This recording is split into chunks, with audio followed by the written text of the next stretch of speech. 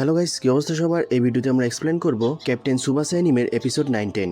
আপনারা যদি ক্যাপ্টেন সুবাসার আগের এপিসোডগুলো না দেখে থাকেন তাহলে ডিসক্রিপশনে অথবা পিন কমেন্টে দেওয়া ক্যাপ্টেন সুবাসা অ্যানিমের প্লেলিস্টটা চেক করতে পারেন। সেখানে সব এপিসোড একসাথে পেয়ে যাবেন। আজকের ভিডিওতেই ইন্টার স্কুল টুর্নামেন্ট শেষ হয়ে যাবে, এরই সাথে আপনারা নতুন কিছু টুইস্ট দেখতে পাবেন। তো গাইস চলুন আর কথা না বাড়িয়ে শুরু করা যাক আজকের এক্সপ্লেন। আগের এপিসোডে আমরা যা দেখেছিলাম, তারো নামের একটি নতুন প্লেয়ার সুবাসার সাথে ফরওয়ার্ডে আসে। সুবাসার সাথে তারোর খেলা এবং তার বলের উপর অসাধারণ কন্ট্রোল দেখে সবাই চমকে যায়। সবাই বুঝতে পারে সে সুবাসার মতোই আর এক অসাধারণ প্লেয়ার। এরপর সুবাসা আর তারোর তৈরি হয় একটা ডাইনামিক ডিও। তারা দুজন একসাথে অ্যাটাক করার পরও গেনজোকে পেরিয়ে গোল করতে পারে না। এরপর আমরা এপিসোড 9-এর শুরুতেই দেখতে পাই সুবাসা আর তারো সেকেন্ড হাফে একে অপরকে অনেক দ্রুত পাস দিয়ে আবার সামনে এগিয়ে যাচ্ছে। তারা গেনজোর অনেক সামনে এসে পড়লে দুইজন প্লেয়ার সুবাসাকে আটকে দেয়। তখন সুবাসা একটা লং পাস করে। এরপর নামকাতসুর প্লেয়াররা ছোট ছোট পাস দিয়ে খেলতে শুরু করে। এরপর কেনিচি পায়ে বল পেয়ে অনেক দ্রুত এগিয়ে যায়। তখন তার পাশে একটা ডিফেন্স প্লেয়ার চলে আসলে সে সুবাসা আর তারোকে লক্ষ্য করে গোলপোস্টের দিকে একটা পাস দেয়। সুবাসা আর তারো বল নেওয়ার আগেই গেনজো বল ইন্টারসেপ্ট করে ফেলে এবং সে সাথে সাথেই বলটা অনেক দূরে ছুঁড়ে মারে। তখন তো সুকেৎসুর প্লেয়াররা পায়ে বল পেয়ে অনেক দ্রুত এগিয়ে যায়। এতে নামকাতসুর সব প্লেয়ারও ডিফেন্সে চলে আসে। তখন সুকেৎসু আবার তাদের ওই পেশাগত ট্যাকট্রিক্স ইউজ করে এবং সর্বশেষ স্টেপে পায়ে বল পেয়ে গোল করার জন্য নামকাতসুর গোলপোস্টের দিকে এগিয়ে যায়। তবে তার সামনে প্লেয়ার এসে পড়ায় এবার সে বল মোমুরুকে পাস করে দেয়। মোমুরু একটা শট নিলে এবার সুবাসা নয়, গোলপোস্টের সামনে তারও এসে বল থামিয়ে দেয়। এরপর তারও সুবাসার থেকেও অনেক দ্রুত বল নিয়ে এগিয়ে যায় আর সে মুহূর্তেই তিনটা প্লেয়ারকে একসাথে কাটিয়ে সামনে চলে আসে। সে ডিফেন্স প্লেয়ারদেরও কাটিয়ে সামনে এসে পড়ে। তখন নামকাতসুর স্টুডেন্টরা বলে, আমি এমন কেউকেই চিনি না যে এত দ্রুত দৌড়াতে পারে, তার উপর আবার এত অসাধারণ ড্রিবলিং। তখন আমরা তারোর বাবাকে ওই জায়গায় দেখতে পাই। সেভাবে তারও, বাবা আমার, আমি জানতাম না তুমি এত অসাধারণ ফুটবল খেলতে পারো। এরপর আমরা দেখি তারও এগিয়ে যাওয়ার সময়ও তারোর সামনে আরো কিছু প্লেয়ার পড়ে আর ডিফেন্স এরিয়ায় এসে তাকে প্লেয়াররা ঘিরে ধরলে তারও বলটি সুবাসার কাছে পাস করে দেয়। এরপর সুবাসা বল নিয়ে গেনজোর সামনে এসে পড়ে। তখন সুবাসা হেড দিয়ে বলটি শুট করলে গেনজো ভাবে সে শটটা গোলের জন্য নিয়েছে। তবে আমরা দেখি বলটা তারোর কাছে পাস করা হয়েছে। এরপর তারও একটা হেডশুট নেয়। গেনজো আবার ভাবে এই গোলটা হয়তো তারই করবে, কিন্তু ওই বলটাও সুবাসার কাছে তারোর একটা পাস ছিল। এরপর সুবাসা একটা ফাইনাল হেডশুট করে এবং গোল করে দেয়। তখন তো নামকাতসুর টিম এবং দর্শকরা সবাই অনেক খুশি আর গেনজো একটু হতাশ হয়ে যায়। তবে তার কোচ এসে তাকে সাহস দেয়। এরপর তারা আবার খেলা শুরু করে। সময় ছিল 1 মিনিটেরও কম। তাদের মধ্যে একটা হাড্ডাহাড্ডি লড়াই হয়, তবে কোনো দলই আর গোল করতে পারে না। 2-2 সমতায় ম্যাচটি ড্র হয়ে যায়। এরপর ম্যাচ শেষ হলে আমরা দেখতে পাই সুবাসা এবং গেনজো একে অপরের খেলার প্রশংসা করে। এটা দেখে সুবাসা আর গেনজোর কোচ অবাক হয়ে যায়। ম্যাচ শেষে তো নামকাতসুর প্লেয়াররা হাফ ছেড়ে বাঁচে। কেউ বলে, আমি আমার জিন্দিগিতে এমন ইন্টেন্স গেম খেলিনি, আর একজন বলে, আমার পিঠের অবস্থা তো পুরাই টাইট। তখন মোমুরু এবং তার টিম এসে নামকাতসুর প্লেয়ারদের বলে, হেই, তোমরা অনেক ভালো খেলেছো। আমি কখনোই জানতাম না যে তোমরা এভাবেও খেলতে পারো। সিংহ বলে, হ্যাঁ, নামকাতসুর প্লেয়াররা আসলেই অনেক ইমপ্রুভ করেছে। তখন দর্শকরাও নামকাতসুর প্লেয়ারদেরকে চিয়ার করতে থাকে। এটা দেখে তো তারা সবাই অনেক খুশি হয়ে যায়। তখন কোচ রবার্তো এসে সুবাসাকে বলে, সুবাসা, চমৎকার একটা গেম ছিল। যদিও একজন ফুটবলার হিসেবে এটা তোমার ফুটবল ক্যারিয়ারের সূচনা। সিন চেঞ্জ হয়। সুবাসার মাকে এসে রবার্তো জিজ্ঞেস করে, সুবাসা কোথায়? তখন সুবাসার মা বলে, ফুটবল ম্যাচ কালকেই শেষ হলো আর সে আজকেই আবার খেলতে গিয়েছে। সে তো একদমই ক্লান্ত হয় না। এরপর আমরা দেখতে পাই সুবাসা মাঠে ফুটবল নিয়ে প্র্যাকটিস করছে এবং তার বিপক্ষে রয়েছে তারও। তারা দুজন কেউই কাউকে ছাড় দিচ্ছে না। এটা দেখে কেনিচি বলে, এরা দুজন কি ক্লান্ত হয় না? তারা তো থামছেই না। তখন তো তাদের খেলা দেখে সবাই দুজনেরই বিভিন্ন স্কিল নিয়ে আলোচনা করতে থাকে। কেউ বলে সুবাসা ভালো শট নিতে পারে, আরেকজন বলে তারও ভালো ড্রিবলিং করতে পারে, আরেকজন বলে তারা যাই করুক না কেন, যদি তারা দুজন একসাথে আমাদের টিমে থাকে তাহলে আমাদের ন্যাশনালে জেতা কেউই থামাতে পারবে না। তখনই রিও এসে বলে, এমনটা কখনোই হবে না বন্ধুরা। তখন একজন বলে, এমনটা কেন বললে? তুমি কি আমাদের আন্ডার এস্টিমেট করছো? রিও বলে, আরে না, নামকাতসুর জন্য নতুন একটা টিম তৈরি করা হচ্ছে যেটা আমাদের সম্পূর্ণ সিটিকে রিপ্রেজেন্ট করবে। সেখানে শুধু তারাই থাকবে যারা এই শহরের সবচেয়ে বেস্ট প্লেয়ার। এরপর রিও সবাইকে বিষয়টা খুলে বলে। সব স্কুলের টিম এলিমিনেশনের আগে সবার মধ্যে আগে ম্যাচ রাখা হতো, তবে এবারের সিস্টেমটা একটু ভিন্ন। এই শহরের সব বেস্ট প্লেয়ারদের একই টিমে রাখা হবে আর এই টিমটা এমনভাবে প্রিপেয়ার করা হবে যেন ন্যাশনালে অন্য যে টিমরা অংশগ্রহণ করছে আমরা তাদের সাথে সমানে সমানে টক্কর দিতে পারি। মাকতো বলে, তার মানে এবার সব স্কুলকে কম্বাইন করে আমাদের সিটির জন্য একটা টিম তৈরি করা হচ্ছে। রিও বলে, একদম ঠিক বলেছ। তুমি যদি ন্যাশনালে খেলতে চাও তাহলে তোমাকে নতুন টিমে অবশ্যই থাকতে হবে। ট্রাই আউট খুব দ্রুতই শুরু হবে। এসব কথা শুনে তারা সবাই আরো বেশি বেশি প্র্যাকটিস করতে শুরু করে। সিন চেঞ্জ হয়। সুবাসার বাবা, রবার্তো আর সুবাসার মা এক টেবিলে বসে আছে। কথার এক পর্যায়ে রবার্তো সবকিছু খুলে বলে আসলে সুবাসার বাবার সাথে তার কিভাবে দেখা হয়েছিল। এটা ছিল ওই দিনের ঘটনা যেদিন রবার্তো তার সমস্যা সম্পর্কে জানতে পারে। সেই সময় তো সে দুঃখে শোকে ডুবেছিল। এরপর সে তার বেঁচে থাকার সব আশা হারিয়ে ফেলে। তখন সে পানিতে ঝাঁপিয়ে পড়লে সুবাসার বাবা সেও পানিতে ঝাঁপ দেয় এবং রবার্তোকে পানি থেকে তুলে আনে। এরপর রবার্তো বলে, ক্যাপ্টেন আমাকে অনেক বুঝিয়েছে। তারপর সে এখানের একটা ডক্টরের ঠিকানা আমাকে দেয় আর তাই আমি জাপানে চলে আসি। সুবাসার মা বলে, আমি তো এটা ভাবতেও পারছি না খেলতে না পারা মানুষকে এতটা এক্সট্রিম লেভেলেও নিয়ে যেতে পারে। এরপর রবার্তো বলে, ক্যাপ্টেন ওজোরা, আমি আপনার কাছে একটা ফেভার চাই। সিন চেঞ্জ হয় গেনজোর দিকে। গেনজো তার প্র্যাকটিস শেষে একটা ম্যাগাজিনে কোনো একটা বিষয় দেখে অনেক চমকে যায়। এরপর সে দৌড়াতে দৌড়াতে নামকাৎসুর মাঠে আসে। সে এসেই বলে, রিও, রবার্তো হঙ্গ কোথায়? রিও বলে, কেন, কি হয়েছে? আজ সে আসেনি। গেনজো বলে, তার মানে তোমরা জানোই না রবার্তো হঙ্গ আর কখনোই খেলতে পারবে না। এই ম্যাগাজিনটা পড়ো, তাহলেই সবকিছু বুঝতে পারবে। তখন আমরা বুঝতে পারি রবার্তো হঙ্গর না খেলার বিষয়টা পাবলিক হয়ে গেছে এবং নিউজে এসে পড়েছে। এই কথা শুনে তো সুবাসা শক খায়। গেনজো বলে সে তার চোখের রেটিনাল ডিটাচমেন্টের সমস্যার কারণে আর খেলতে পারবে না। মাকোতো বলে, কিন্তু সে তো সবসময় আমাদের সাথে খেলে। গেনজো বলে, আরে গাধা, প্রফেশনাল ম্যাচের খেলা আর স্কুলের বাচ্চাদের সাথে খেলা এক নয়। একটা প্রফেশনাল প্লেয়ার ততক্ষণ খেলতে পারে না যতক্ষণ সে সম্পূর্ণরূপে ফিট না হয়ে যায়। তাদের কথা কাটাকাটির এক পর্যায়ে সবাই সুবাসার বাড়ির দিকে দৌড়ে যায় রবার্তোর কাছে। তারা সবাই এসে দেখে রবার্তো সুবাসার বাবা মার কাছে রিকোয়েস্ট করছে, আপনারা আমার কথা বিশ্বাস করুন, আমি আপনাদের ছেলেকে এই দুনিয়ার বেস্ট প্লেয়ার বানিয়েই ছাড়বো। আমায় সুবাসাকে ব্রাজিল নিয়ে যেতে দিন। এই কথা শুনে সুবাসাও চমকে যায়। সুবাসা বলে, রবার্তো, তুমি আর কখনোই ফুটবল খেলতে পারবে না? রবার্তো বলে, না, পারবো না। সুবাসা বলে, তোমার চোখের সমস্যার জন্য? রবার্তো বলে, হ্যাঁ। সুবাসা বলে, এটা কি আর কখনোই ঠিক হবে না? রবার্তো বলে, হ্যাঁ, দুর্ভাগ্যবশত হবে না, আর তাই আমি কখনোই খেলতে পারবো না। সুবাসা বলে, রবার্তো, ব্রাজিলে কি সবাই ফুটবল খেলে? রবার্তো বলে, হ্যাঁ খেলে, তারা ফুটবল নিয়েই বাঁচে আর তারা সবসময় ফুটবলের সাথেই থাকে। সুবাসা বলে, তাহলে আমি অবশ্যই ব্রাজিল যাব। তখন সবাই একটু হতাশ হয়ে যায়, তবে এটা কেউ বুঝতে দেয় না। রিও এবং বাকিরা বলে, তাহলে আপনি যতদিন আছেন আপনার কাছ থেকে যতটুকু সম্ভব আমরা শেখার চেষ্টা করব আর আমরাও অনেক ভালো প্লেয়ার হয়ে দেখাবো। এরপর সিন চেঞ্জ হয়। ট্রাই আউটের দিন এসে পড়েছে। জাজেসরা বলে, এবারের স্কুলগুলোতে টিমগুলো আসলেই অনেক স্ট্রং মনে হচ্ছে। একজন জাজ তো সুবাসার খেলা দেখে অবাক হয়ে যায় এবং সুবাসাকে মেইন স্ট্রাইকার হিসেবে খেলানোর সিদ্ধান্ত নেয়। এরপর দিন শেষে জাজেসদের রেজাল্টে আমরা জানতে পারি সুগেৎসু থেকে গেনজো, টেপে, মোমোরু, টাকি আর সিংহ ছিল। নিশিগাওয়া থেকে হানজি আর ইয়ামাবুকি থেকে তাকেশি। আর নামকাৎসু থেকে ছিল সুবাসা, তারো এবং রিও। সিন চেঞ্জ হয়। সুবাসার বাবা তার মাকে বোঝানোর চেষ্টা করছে সুবাসা ব্রাজিল গেলে অনেক ভালোভাবে ফুটবল খেলা শিখতে পারবে আর এটা করা তার স্বপ্ন। তখন তার মাও এতে রাজি হয়ে যায়। এরপর আমরা বাইরে দেখি সুবাসা প্র্যাকটিস করছে তার কোচ রবার্তোর সাথে, আর রবার্তো সুবাসার খেলা নিয়ে অনেক আশাবাদী। সিন চেঞ্জ হয়ে একটা ফুটবল ম্যাচের দিকে।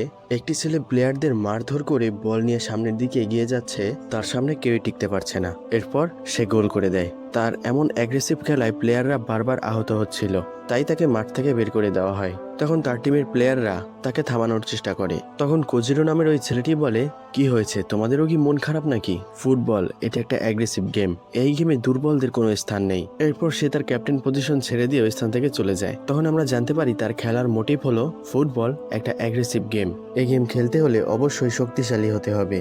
সিন চেঞ্জ হয় সুবাসার দিকে। সুবাসা আর তারও রবার্তোর সাথে প্র্যাকটিস করছে। তখন রবার্তো একটু চিন্তিত হয়ে যায়, সুবাসার বাবা 2 সপ্তাহ পরই চলে যাবে। এরপর সে যদি সুবাসাকেও নিয়ে যায় তাহলে সুবাসার মা এই শহরে একা পড়ে যাবে, তার সাথে কেউই থাকবে না। আর এছাড়াও সুবাসাকে ব্রাজিল নিয়ে যাওয়ার পরও সে এই জায়গার কোনো স্মৃতি ভুলতে পারবে না। তখনই সুবাসা এসে রবার্তোকে বলে, কি হলো আপনার? যেন মনে হয় আপনি কোথাও হারিয়ে গেছেন। রবার্তো বলে, কিছু না, চলো একটা ব্রেক নেই। এরপর আমরা দেখতে পাই রিও এবং বাকিরা প্র্যাকটিস করছে আর রিও এখনো অনেক দুর্বল, তবে সবাই তাকে জোর করে প্র্যাকটিস করাচ্ছে যেন সে সুবাসা আর তারোর সাথে তালে তাল মিলিয়ে খেলতে পারে। এরপর সিন চেঞ্জ হয় সুকেৎসু এলিমেন্ট্রির দিকে। আমরা দেখি গেনজো তারা অন্য একটা স্কুলের সাথে প্র্যাকটিস ম্যাচ খেলছে। আবার সিন চেঞ্জ হয় রিওর দিকে। রিও বলে, এবার আমরা অবশ্যই ন্যাশনাল জিতবো, কারণ আমাদের কাছে সুবাসা, তারো আর গেনজো আছে। তারও বলে, মনে হয় না এটা এতটাও সহজ হবে, টুর্নামেন্টে অংশগ্রহণ করা সব টিমই অনেক বেশি স্ট্রং। রিও বলে, তাই নাকি? তুমি এমনটা বলছো কারণ তুমি তাদের সাথে খেলেছো? তারও বলে, হ্যাঁ, চিবার বিপক্ষে খেলেছি, তারা সবসময় সমুদ্র সৈকতে ট্রেনিং করে। উসাকার নানিওয়া টিম, তার বিপক্ষেও খেলেছি। দেখেছি তাদের প্লেয়ার অনেক বেশি লম্বা এবং তারা হাইটের জন্য অনেক বড় একটা অ্যাডভান্টেজ পায়। ফুকুকার যে হাকাট্টা টিম রয়েছে তাদের বিপক্ষেও খেলেছি, তাদের টিমে সব বয়সের মেম্বারই রয়েছে আর তারা যাই শেখে সেটাই ম্যাচে অনেক এক্সপার্ট ভাবে ব্যবহার করে। তাদের খেলা অনেক আনপ্রেডিক্টেবল। রিও বলে তাহলে আমাদের কয়টা টিমের বিপক্ষে খেলতে হবে? তারও বলে অনেকগুলো। আমরা যদি ফাইনালে পৌঁছেও যাই তাহলে আমাদের সোগার মেওগা টিমের সাথে খেলতে হবে। আর জানো তুমি ওই দলের ক্যাপ্টেনের সারনেম কি? হিউগা। সে অনেক বেশি স্ট্রং, তার স্কিল অনেকটা সুবাসার সাথে ম্যাচ করে। রিও বলে কি বলছো এসব, তাই নাকি? তারও বলে হ্যাঁ একদম ঠিকই বলছি, তবে তার গেম স্টাইল সবার থেকে আলাদা। সিন চেঞ্জ হয়, রিও, সুবাসা এবং বাকিরা বাড়ি যাওয়ার পথে গেঞ্জোর সাথে দেখা হয়। তখন গেঞ্জো একটু খোঁচা মেরে বলে আরে তুমি তো অনেক প্র্যাকটিস করছো মনে হচ্ছে, তবে ট্রেনিংই সবকিছু না, সাথে ট্যালেন্টও থাকতে হয়। তখন রিও রেগে গিয়ে বলে তুমি আমার কাছে আসো, তোমাকে আমার ট্যালেন্ট দেখাই। এবার আমরা বুঝতে পারি রিও একটু ইনজিউর্ড হয়েছে। ওই সময় যে তার পায়ে পাড়া লেগেছিল তখন থেকেই সে তার পায়ে একটু ব্যথা পেয়েছে। এই বিষয়টা সুবাসা জিজ্ঞেস করলে গেঞ্জো বলে তার কিছুই হয়নি। এরপর সিন চেঞ্জ হয়, রাতে রবার্তো সুবাসাকে কিছু পরামর্শ দেয় এবং তারা রাতেও ট্রেনিং করছিল। সিন চেঞ্জ হয় পরের দিন, বাছাই করা 30 জন প্লেয়ারের মধ্যে একটি ম্যাচ হবে। একদিকে থাকবে সুকেৎসুর প্লেয়াররা আর একদিকে থাকবে মিক্স টিম, এবং এদের মধ্যে শুধু 15 জন প্লেয়ারই সিলেক্ট করা হবে এই সিটির হয়ে খেলার জন্য। এরপর সুকেৎসু ভার্সেস মিক্স টিম খেলা শুরু করে। তখনই আমরা দেখতে পাই ওই জায়গায় কোজিরো এসে পড়েছে। গেঞ্জো বলে আরে তুমি কে? কোজিরো বলে আমি হলাম কোজিরো হিউগা, মিভা টিম থেকে, আমি তোমাকে চ্যালেঞ্জ করতে এসেছি। তখনই খেলার মাঝখান থেকেই কোজিরো টেপের কাছ থেকে বল ছিনিয়ে নেয়। এরপর সে অনেক দ্রুত গেঞ্জোর দিকে ছুটে যায়। তখন তারা সবাই অবাক হয়ে যায়, আরে এ তো কোজিরো, সে এখানে কি করছে? তখন টেপে বলে তুমি এমনটা কেন করছো, আমাদের খেলার মাঝখানে বাধা কেন দিচ্ছ? তখনই কোজিরো তাকে ধাক্কা মেরে ফেলে দেয়। এরপর অন্যান্য প্লেয়াররাও তাকে থামাতে আসলে কোজিরো তাদেরকে বলের মতো শুট করে। তখন সুবাসা বলে এখন বুঝতে পারছি তুমি কেন বলেছিলে সে আমার থেকে সম্পূর্ণ ভিন্ন, তার ড্রিবলিং করার স্টাইলটাই সম্পূর্ণ অন্যরকম। তারও বলে একদম ঠিক বলেছ, তুমি যদি কাটিয়ে খেলো তাহলে সে সম্পূর্ণ তোমার বিপরীত, সে অ্যাগ্রেসিভ হয়ে খেলে। এরপর তার সামনে ডিফেন্স হিসেবে সিংহু আসলে তাকেও কোজিরো কাইট করে দেয়। এরপর কোজিরো গেঞ্জোর দিকে অনেক জোরে একটা শুট করে, তবে গেঞ্জো সেই বলটা ধরে না, সে তার জায়গায় দাঁড়িয়েই থাকে। এটা দেখে কোজিরো হাসতে থাকে।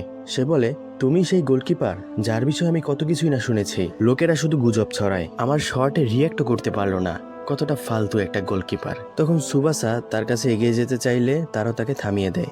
এরপর কোজিরো তারোকে দেখে বলে আরে তারো, তুমি এখানে এই শহরে শিফট হয়েছো নাকি? তারও বলে হাই কোজিরো। কোজিরো বলে যদি তুমি এই শহরে শিফট হয়ে থাকো তাহলে তুমি এই শহরের টিমকে বলে দিও ন্যাশনাল টুর্নামেন্ট জিতবে শুধু সোভার নিভা টিম। তখন তারও ভাবে কোজিরো তুমি যদি আমাদের খোঁজখবরই নিতে এসে থাকো তাহলে তোমার আরেকটু অপেক্ষা করা উচিত ছিল।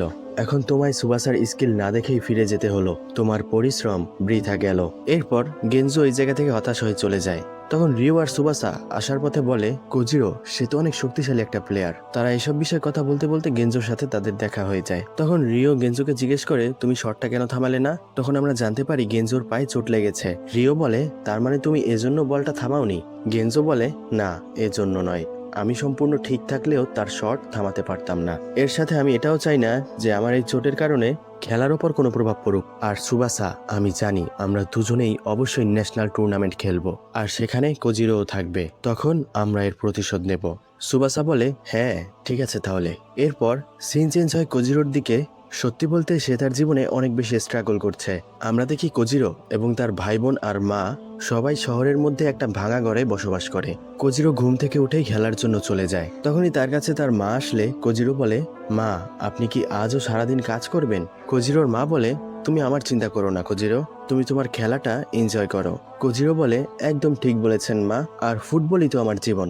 এরপর কোজিরো যাওয়ার পথে ভাবে যখন থেকে বাবার মৃত্যু হয়েছে তখন থেকেই পুরো পরিবারের দায়িত্ব আমার মা সামলাচ্ছে, তাকে পুরোটা দিন কাজ করতে হয় আমাদের খরচ জোগানোর জন্য, আর আমি ফুটবল শুধু মজা করার জন্য খেলছি না। তখন সে পথে যেতে যেতে একজন লোককে সাহায্য করতে শুরু করে। তখন কোজিরো আরো ভাবে আমায় যত বেশি সম্ভব টাকা রোজগার করতে হবে, আমার ভাই বোন বড় হচ্ছে, হাই স্কুলে ওঠার পর তাদের খরচ আরো বেড়ে যাবে, আমি আমার ভাই বোনদের কোনোভাবেই কষ্ট পেতে দেব না। তখন ওই লোকটির সাহায্য করার বিনিময়ে সে কোজিরোকে কিছু দেয়। এরপর সে আরো ভাবে আমি একজন প্রফেশনাল প্লেয়ার হব, তখন আমি আমার পরিবারকে আর কষ্ট পেতে দেব না।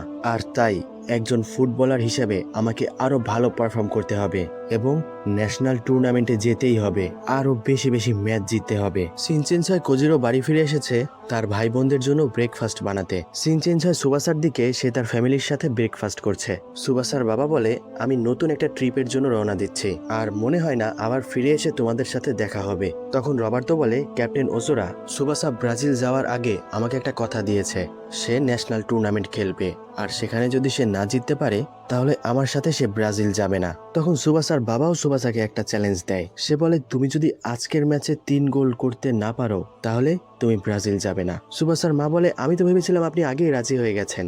সুবাসার বাবা বলে, কিন্তু তবুও আমি তার কমিটমেন্ট দেখতে চাই, আর আমি জানি আমার ছেলে সুবাসা এটা অবশ্যই করতে পারবে। তখন সুবাসা বলে, হ্যাঁ বাবা, আমি আজকে অবশ্যই একটা হ্যাট্রিক করব।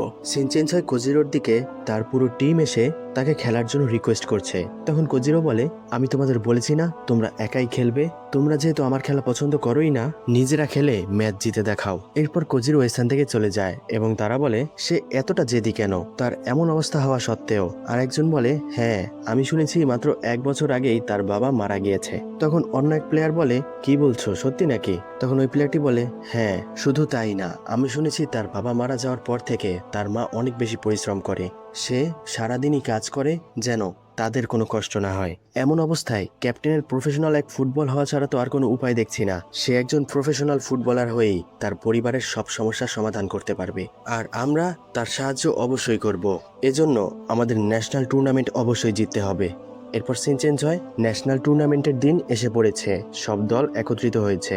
এই টুর্নামেন্টের প্রথম ম্যাচ অনুষ্ঠিত হবে নামকাতসু এফসি এবং ফিউরি এফসির মধ্যে।